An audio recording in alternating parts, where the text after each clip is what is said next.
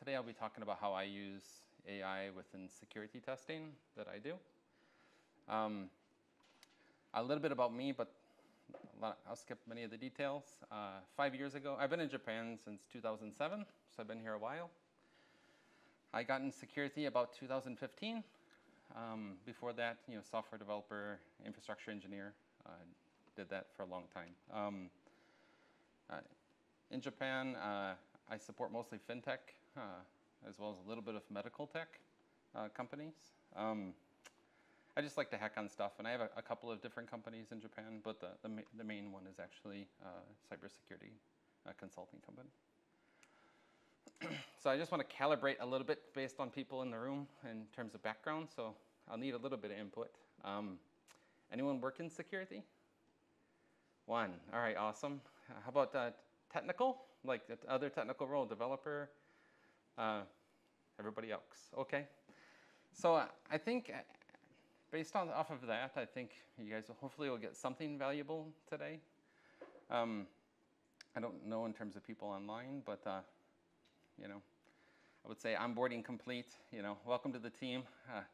Today we're going to actually act as I'm going to go through a story, talking kind of a story perspective about doing a pen test. So I'm going to go in the context that from many far away. If you think about the nursery rhymes for kids, we're going to act as if we're on a security team together, and I will be asking for your input, so hopefully you don't mind sharing. To help with this, I've come up with a fictitious company called TechWave Innovations that ChatGPT gave me with a little bit of fine-tuning. Because the group is a bit small, if you have questions, please interrupt me and ask me. Otherwise, we'll probably go through this pretty quickly. Okay, so if you look at TechWave overall, it's a technology company. They try to build some AI into their products. They support other fintech or highly regulated companies, basically as their customer base. A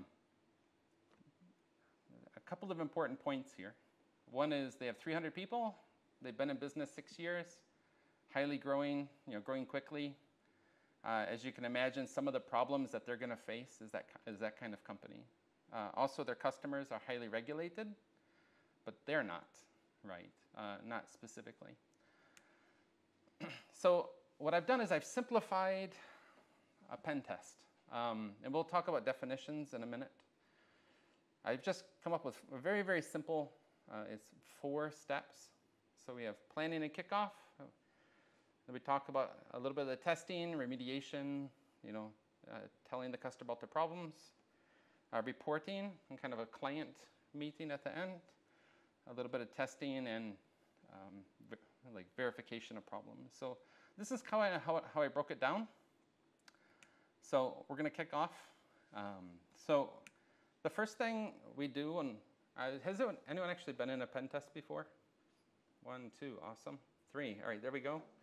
So some of this will be kind of review. So basically it's the who, what, where, when, kind of why and how. The how isn't on here, but that's kind of up to us to decide a little bit. So we want to figure out who's going to be involved from the customer side, our side. What are we going to be testing? Why are we testing it? We want to understand that part as well. Is it, for example, is the customer doing due diligence to get investment? Are they regulated? These type of things. Is it just trying to make sure their systems are secure? Unfortunately, that's most common is they want to raise money. That's the most common, or the regulators are telling them they have to test. A lot of the customers I work are basically because of that.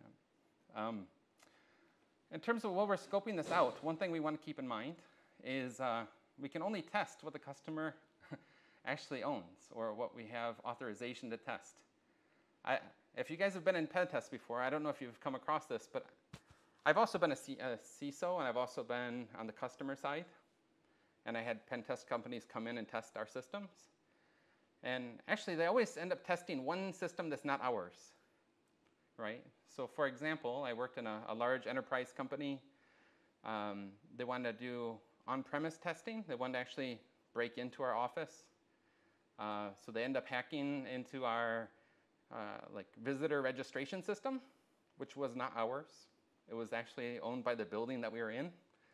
So a little bit of illegal activity going on there, breaking into that system, which we didn't own. So like, we can't forget that only testing stuff that we're actually allowed to test. This is all a little bit of background before we jump in. So I would say security loves colors. I don't know if everyone's familiar with this or not, but we have black, white, and gray box testing. I don't know if that's a new concept or not. Basically, black box is we don't know anything about it. White box is we know everything about it. Engineers have kind of explained the system to us. We have access to documentation. We can often actually even access the systems ourselves through like read-only accounts. And I would say most of the testing I do these days is actually either gray box or white box. I do very little black box testing. It's just the customers that I work with. They have a high level of trust, and kind of the phase that we are with them is mostly white box. But black box testing comes into play a little bit, and some of the sources I'm going to talk about in a minute will help us to understand what we're getting into with black box testing.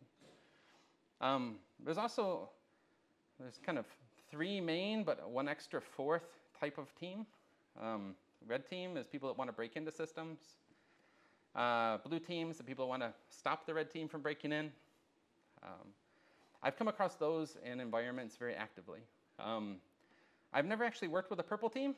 So a purple team is a team that works with the red team and the blue team to kind of collect data from both sides and make it actionable. So I think in most environments, the goal is to get the purple. But in terms of reality, I've only worked with blue teams and white and red teams. There's also a fourth one that's not here. It's a black team. Has anyone heard of a black team before? It's a physical on-premise team. So people that actually try to break into buildings, that try to break into the bank, that try to get to the vault, like in real life, not just online. But we don't usually hear about them as often. And I have no experience with that at all from a testing point of view, so that's not the area that I fall in. So I left it off. So today's talk, we're going to be talking a little bit about use of AI for security testing. I'm kind of curious. So I have two images, and I don't know if you can actually see it or not, but on the left, this is all about customer scoping, like trying to scope the project. On the left, I have a list of 32 questions that I ask every customer that I work with. And on the right-hand side, I have a ChatGPT that basically is the prompt at the top that says, hey, give me a scoping set of questions for XYZ company. And it actually gives, and you don't see it here, but it comes back with 20 highly tailored questions specifically for that company. So the question is, which one is best? Anyone have any opinions? Which one's best? Yeah, AI better, because you don't use resources to create the list. Okay, so AI is better. So just to make sure it's on the microphone, so AI is better, so we don't have to use our own resources to do it. I think we should combine both. There we go. So I think we should do both. And the reason might be not as obvious. The reason why both is because I know my 32 questions. I know that they cover the scope, and I've worked on them over the last few years of building up those questions. But they don't answer the question for this specific customer. What is the problem? So an example, actually the list that ChatGPT and as well as Claude, and I went through a couple of different sites, they all came back with really good questions. They were highly tailored. So to give you a couple of examples, in my questions, I ask, all right, which environment are we testing in? So when we do a test, so kind of step back for a second, there's many different definitions of pen test for different companies. There are people who use the term pen test when they mean security assessment. So one type of a test is where you go into a company, the company itself says, just test our systems, everything, see if you can break in. That's kind of the traditional pen test or penetration test. The other type is where a customer has an application specifically, and they said, I want you to test our application to see if maybe they have a SaaS product that's online. Oh, please test our application. We're not going to test everything else because of cost and time. We want to focus on this application. So these can be referred both to as pen tests, but technically, correct is just testing the whole environment. In our case here, we're actually just talking about a general term. So, for example, if I'm going to be testing a specific application, I'll ask them, do you want me to test in prod, in stage, in dev? Do you have a pen test environment? And actually, anyone have any preferences? Which one would you want to test in? Like dev, stage, prod? Stage and prod. Stage and prod. Anyone else? It depends. It depends. There we go. On what you are testing. Okay, it depends on what you're testing. It also depends on the maturity of the company. So if it's the first time you're testing it, you should test in stage generally. If it's the 15th time you're testing, maybe production.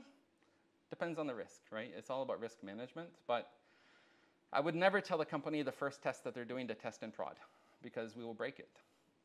It's almost guaranteed.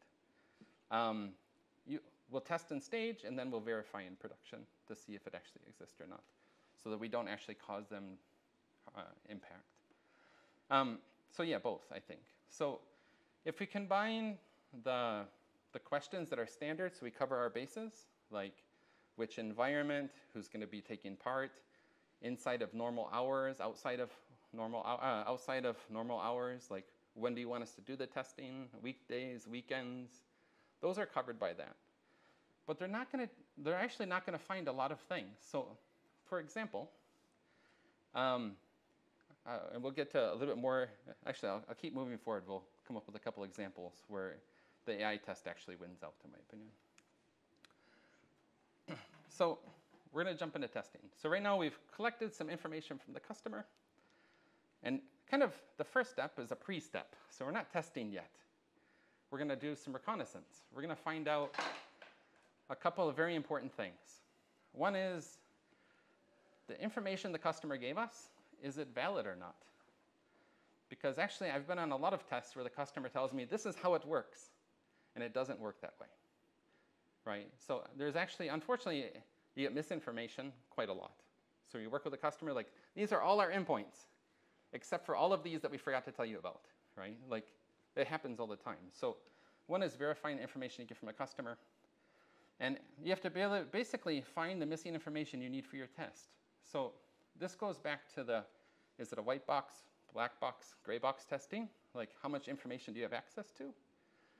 Because regardless of the type of test, you still have to get the information you need, right? And I'm going to talk about a couple of the tools that we use, not all of them, but a couple of tools that we actually use to make this easier. So one of the tools we use is Shodan. I don't know if you guys are familiar with Shodan at all. Anyone? No? Yes, two? Shodan is awesome if you want to find public servers or IoT devices online that are not protected. So if you're like, I wonder if there's a camera in the parking lot over here, and you can actually probably search and find it, most likely. So actually, cameras are very insecure normally, but other IoT devices definitely. But say if you have a VPN that's online, that's not protected, it'll show up in the list. And so Shodan scans the whole internet constantly. And from an attacker's point of view, if I can find something on Shodan, then it tells me a fingerprint of the device. So it tells me IP address, the type of system it is. There's actually a ton of information you can get from Shodan. Now, how this can be used with AI. So from a defender's point of view, you can actually integrate Shodan directly into, for example, if you're on Microsoft, you can use their Copilot, you can use Google's, I always forget how to say this completely. Basically, their security operations center is one system that has integrations with it. But from an attacker's point of view, and this is a service I've just recently learned about, it's called Blink. Blink is actually a plugin for Shodan. It allows you to build workflows. So for example, if you have an IP range that you're looking for, you can actually set in Shodan, look for this IP range, and when you identify it, do this action, run this scan, try this exploit, whatever it is. So if you could think about this from an automation point of view, you say, if you have an old, you say a Windows 2000 box or whatever it is, online, throw anything you can at it to see if you can bring it down. If it falls inside this address, or email me, send me a message that you found something here.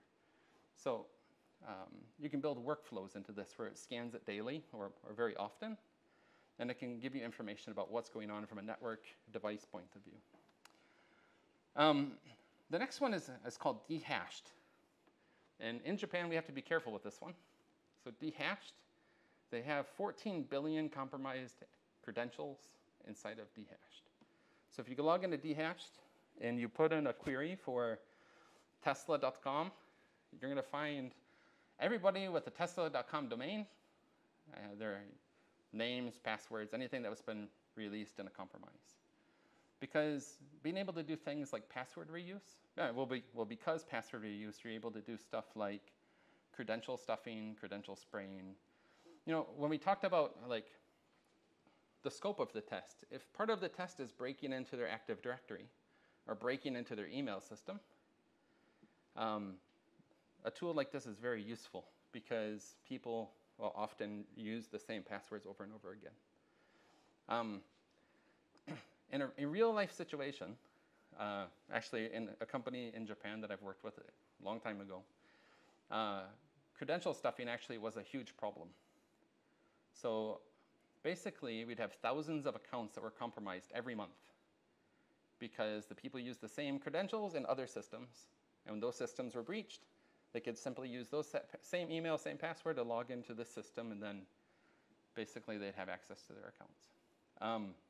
And Japan specifically makes this more difficult because privacy laws around email usage to build security tools, Japan is very far behind a lot of other countries with allowing it. Basically, if you're a security company, you have to show your intent that is good and not bad. And if you can't prove intent, it means you can go to jail for it. So interesting thing is 1Password. So 1Password has a plugin with a lot of services, like Have I Been Pwned? Have you guys are familiar with Have I Been Pwned? Okay, so Have I Been Pwned is a website you can go to and put your email in, and it will pull up any data breaches you've ever been in that it's aware of. It's a free service. And because the data doesn't live in Japan, the data lives in Australia, actually, and because it's tied in with 1Password, when you go to put in a password for reuse, it can actually check to say, you've used this password in the past, don't use it now because it was in this breach. So you get a lot of this feedback, which you can only do that if it's outside of Japan and not in Japan. So if that was in Japan, it would never work because of the laws in Japan. I'm not a lawyer, by the way. That's just my experience. So dehashed. And then the next one actually is for image. So I took a picture down here. It's actually where my office is. And I'm the one that took the photo on my camera, and I threw it into Google search, image search. And it pulled up my address. It knows exactly where I'm at based off of that. So when we're looking at reconnaissance of the people that work in a company, if I can find out who they are, and I can then target them to be able to try to use their information to break into the systems, this can be very valuable if I'm in the same area as them. Or, for example, a cloud provider has a data center in a place that they don't tell you about, and you're kind of curious to find out where it was, and you find, actually they don't tell us where it's at, but they had some photo that they took in front of the building, and they put that online, but without the address. And then you can simply pull it down and throw it into search, and you can find out often where the photo was taken, or the type of devices that was used. So this is all for reconnaissance. Any questions or anything? If not, I'll keep moving forward. So this is all before we've started testing. So we have a couple of tools with plugins that automate. The idea is automate and build workflows. It's not to replace you. Like the whole idea here is using AI to help us. So, 1 second, I'm not using. All right, so kickoff is done. Let's see where we go. bit of reconnaissance. Okay, so the next part is threat modeling. I don't know if anyone's done threat modeling before. So threat modeling means you check out the risks. So what is the risk of getting out of bed today on a rainy day and coming here today? Like, yeah, you can check out the different threats. The same thing for a business. So remember, testing is time-bound. So a pen test will be a week, 2 weeks, maybe up to a month, depending on how big the engagement is. We can't test everything. We can only test what's important. Usually high risk is authentication, payment systems, those type of things. They're usually the most complex and mostly the biggest chance of errors. So actually it's all about risk reward. We're trying to break into the system to get the jewels so that we can get paid at the end of the day is the goal. And we do this with or without the customer. So if it's a white box test where we actually have full access to the engineers, we ask them to step us through the application to understand it. And if they don't, we say, okay, we'll do it ourselves. And the interesting thing here is, actually, over on the side, it's a little hard to see, I guess, is I pulled up the fictitious company, the one that I created for this demo. And of course, ChatGPT gave me answers that don't exist because it doesn't exist. So you have to be careful of the data you get, so AI systems hallucinate. However, the next one down is actually of one of the other companies that I own. And it actually did a really good job. So in a threat model, what we do is we map out all of the different resources. We try to find out everything online, all the different systems. And this goes back to the original question of which is the better option, to use the scoping document that you made or the very specific one that ChatGPT gave back or the AI chatbot gave back. And in this example, with that other company, I do weekly webinars. And I have an email newsletter. So two of the questions that I ask in terms of how to like threat model, it actually pulled in which systems are you using for chat, or not chat, which systems are you using for newsletters, which systems are you using for webinars? Because I found those as third-party external services that we use. So I can now look for breach credentials in those systems. I would never have found those without using a tool to say, hey. And I don't know if you guys use Perplexity at all. It's a real-time search engine that's awesome. That also uses AI to pull in data. They both did a really, really good job of actually finding, I would say half the questions on their list were not on my list. So it's all very specific about those companies. And when it comes down to, we don't have much time to focus on testing, we want to maximize the return on investment there. It's really important. And one of the tools that we use, it's not my favorite tool, but I will give them full credit, is OWASP Threat Dragon. It's an open source free tool, and they've improved it a lot, but it's really good for threat model diagramming. Now, this still goes back to most of the threat model ends up being on discovery. It still goes back to the reconnaissance, pulling in news feeds, it went out to my website, found all of the references. It still is focused on external applications. 1 second. Okay, so now we have the background, we've done the threat modeling, we know what to focus on. The next part is testing. So I've included a couple of screenshots of the tool that we actually use, but this is all standards. Like this is using MITRE ATT&CKs or using OWASP testing framework. It's very good standardized approach to testing most web applications and whatnot. There's also Burp Suite. I don't know if you guys use Burp Suite or not. Burp Suite is, if you use Pro, for example, you get, even just scanning a site, you get 150 attacks. That actually do a pretty good job in terms of automation. The other part is, those are very static. Like you get new attacks added to them, but the old ones never change, and they're very standard, like very generalized. Now, for today, what I did, and I actually shared the GitHub repo, that's where the QR code goes for, is I pulled down WebGoat, which is a good, very insecure web application for testing. And I was like, hey, ChatGPT, tell me, or create for me a script that let me brute force your password. And it did. It did a really, really good job at it. Now, I've done software development for a long time, and could I do it? Yes. it took me 5 minutes here. Or I could spend a couple of hours or an hour, at least an hour, writing up the script to be able to do it. And if you want to actually have access to it along with this presentation, if you go to the GitHub, you actually can download it there. But the cool thing is, like, it worked out of the box. Like, I didn't really have to tinker with it. And is that the expectation always? Absolutely not. But I do know that if you look at pen testers, they used to all come from network backgrounds. And then some come from a software background, but usually it's a strong network background. And as soon as you start saying, hey, we're going to write some code to exploit something, you sometimes get hesitation. And people are at different levels of skill. And this actually really does help kind of get things pushed forward. I would say for simple things like brute forcing a password, or in the next example, which is kind of interesting, doing like cross-site scripting. Now, when I ask ChatGPT, I'm like, write me an exploit for cross-site scripting. And what I did is I actually pulled down the front end from WebGoat. I took it from my browser. Actually, I just did a curl and piped it to a index.txt file. And I said, here's some code, ChatGPT, here's some code. Write me a cross-site scripting attack for this. It came back and said, sorry, it breaks our uses policy. And then I went over to Claude, and I said, hey, do the same thing. And it wouldn't actually write me the code. It would tell me, here are all the possible risks. And it came up, I think, in total of 10. So I probably could have got more.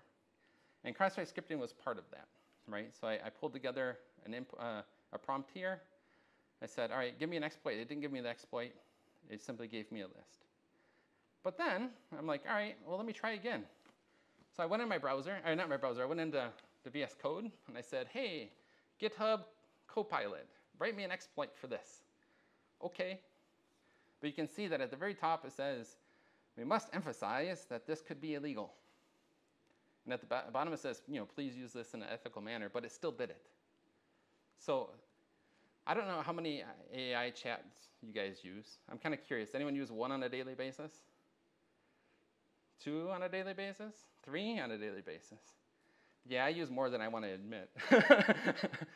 I have a list at the end of the ones I use daily, almost daily anyhow. But it did. And here's an important part, though, is it wrote me an exploit. However, actually on that page of WebGoat, it's actually not vulnerable. So if I was to actually sit down and write the exploit for it, that would have been wasted time. Actually, I can't even say wasted time because I had to do the test. If you have to do the test, like there's value there, but not for the customer. The customer just says, hey, there's not a problem. So again, it's not the expectation that it will give us a perfect solution, but it would get us a long ways there. Then we can edit as needed, and then we can test with it.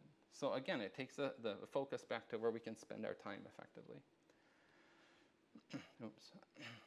So don't worry, we're getting towards the end. But the next part is kind of some self-hosted ones. I don't know if anyone's actually done any self-hosted AI models. Hugging Face is a great source. I did a search just on security, and there was 101 different security projects, models that were hosted there. The top one I actually have up on the screen, it had over 7,000 stars on it, and they're specifically used for pen testing. But up in here, like the examples I've done until now have been just using what's online. So kind of the next phase from here is actually to use more self-hosted models. And this is where you can do things like you're not breaking policies. You can actually, like, there's jailbreak options for ChatGPT or Claude and those. Like, actually, Claude just started publishing their prompt online. You can actually see exactly how their prompt works, so you can actually break it intentionally if you wanted to. But as a company, like I can't just jump in and break policies.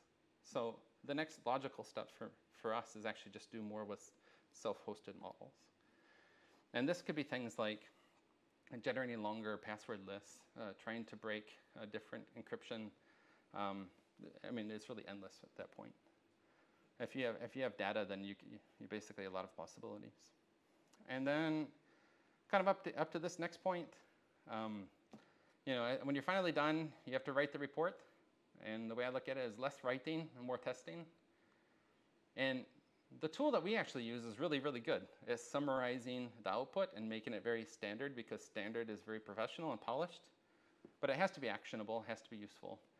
It actually helps us also look at how to calculate. But this is something that's still very much people-driven. To understand the risk, be able to explain it in business terms, so that the company that you're doing the testing for knows how to or prioritize properly. But it's really, really good at summarizing. And then I don't know if anyone's ever been in this meeting, but especially if it's the first time testing that a company is doing, you're basically guaranteed to jump in the meeting and say, I'm sorry, your baby's ugly. Like, unfortunately, that's the case, and you have to do it with a lot of empathy, because like they're trying to be better. So sometimes it can, you know, you have like, hey, we found all of these problems, but sometimes it's like, hey, we can help you get better. You know, it really still is that. And you can't really deliver that well just with a report. Like, it still takes people to explain and understand and have some empathy with them. The other thing is, like, AI still hallucinates a lot. I don't know if the term's familiar with everyone. Like, basically, it's okay. So I think everyone here is fine with it, but that's why in the previous one where I said, all right, create me a list of, give me a list of attack vectors for this made-up company. It could, even though it's a made-up company. That's why I also included one of my companies, for example. That kind of brings us up to the end. So towards the end, what we end up doing when we wrap up a project is we look at, you know, we get the testing done, get the retesting complete, send it off to the customer, try to help them wherever possible. Sometimes it takes 3-4 times of retesting the same thing because they don't know how to fix it properly, and that's what we do. And then in our team, we actually do try to find tools, and we find out what went well, and we get rid of stuff that don't. So, like, it's the continuous improvement process, which brings us up to the last part. I don't really think like using AI is not an option. I think if you don't learn how to use it, it will replace you. Like, that's my true belief with it in the workforce.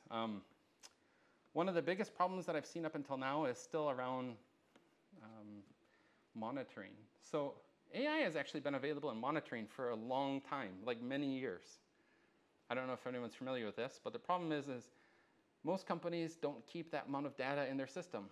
Log and application data, they usually drop. They'll keep it for like 3 months. Some companies will keep it for 6 months. But the last study that I saw was an IBM study. It takes, on average, about, I think it was like 260 days or 265 days for you to find out you've been compromised. Like, that's how long the hackers have been in your systems before you know that they're in your systems. It's not like the movies where they got in today and you know today. But on average, it takes, and this is where AI can really help, is just finding anomalies over long periods of time. So for example, if you have malware that you install on your system today, it will probably not make an outbound connection right away. It'll probably sit there for a week. It'll make an outbound, and then another week, it'll make some more outbound, and 2 or 3 weeks later, it'll make some more outbound connections. Because then it's much, much harder to detect, because you can't go back and think, oh, I installed an application yesterday, I have a problem today, it must be that application. They want it to blend, right? So it's really about getting at least 1 year's data in your system that you can actually go back and monitor continuously. And it's like not off-boarded, it's in the main system that you can query today, like immediately if you have to.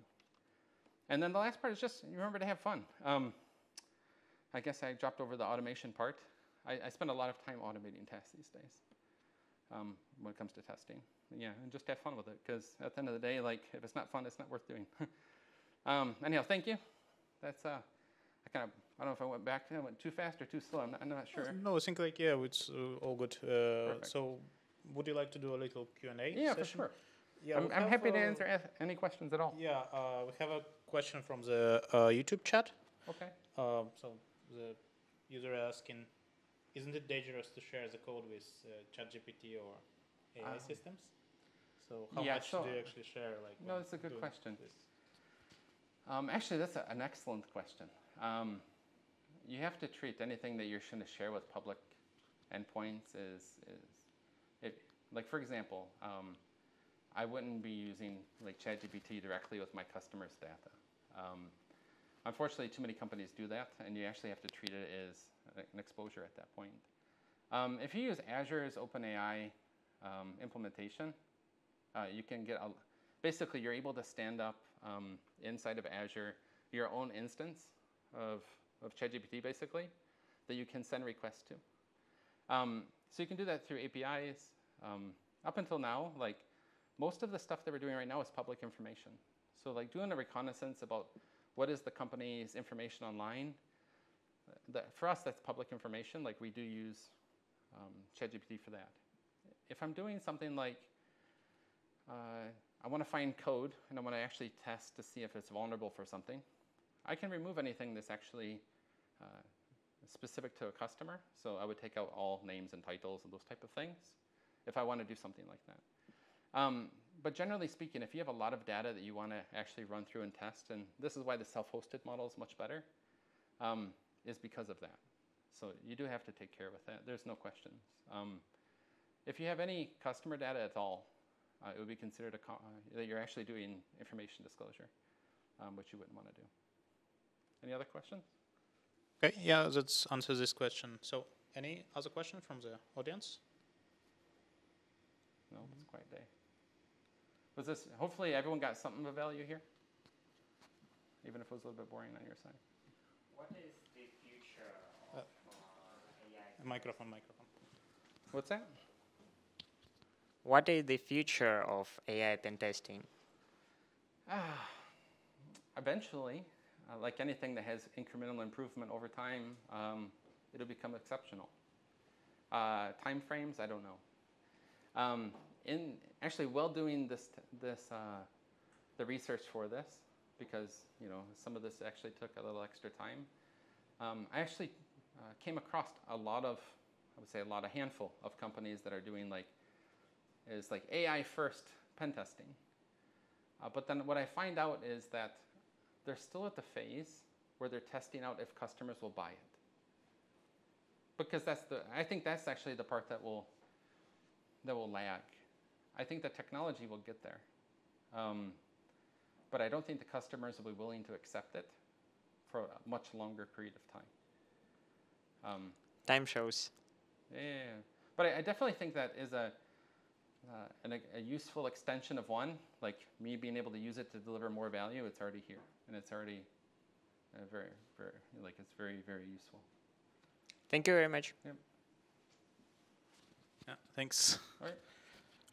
Yeah, so if you no other questions from the chat or from the audience, yeah, I think that's it for Awesome. topic.